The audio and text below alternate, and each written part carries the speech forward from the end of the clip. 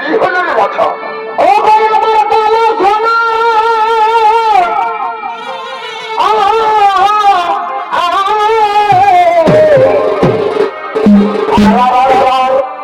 সোনা মনা বলিবাকে মনে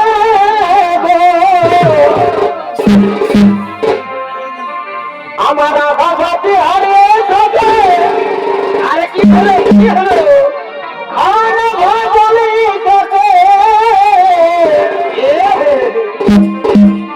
আমার আধা ভাতি হারিয়ে যাবে।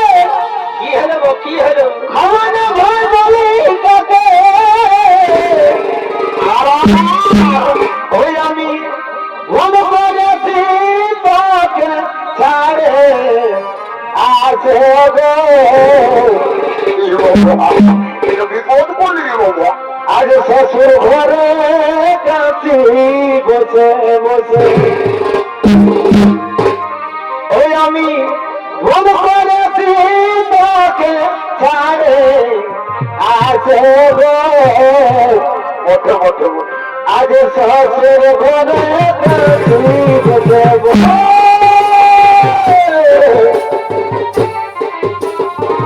আজ শ্বশুর ঘরে কাঁদছি বসে শ্বশুর ঘরে কাছি বসে বসে আমি ভুল করেছি তোকে ছাড়ে আছে শ্বশুর ঘরে কাছি বসে বসে শ্বশুর ঘরে কাছি বসে বসে ভালো লাগে তোমাকে ভালোবাসি তোমাকে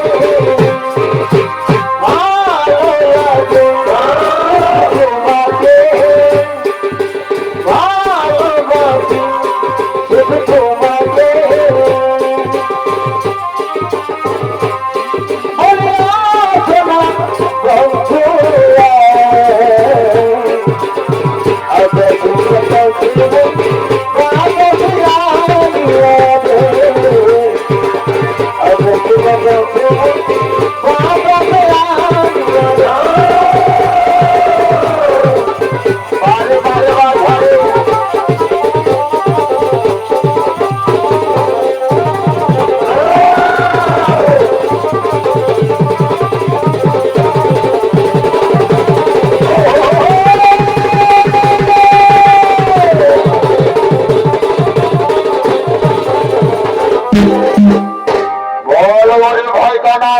আজ আমরা এই ভিড় কারণে কি খেলাই মেতে উঠবো?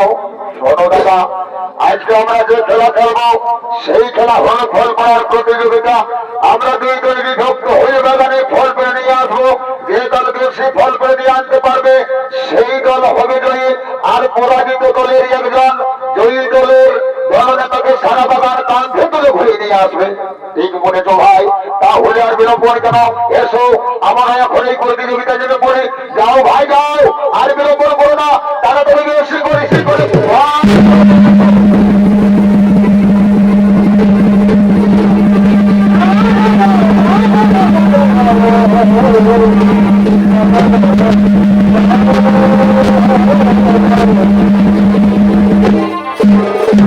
এই দেখো, আমরা ফল করে নিয়ে এসেছে।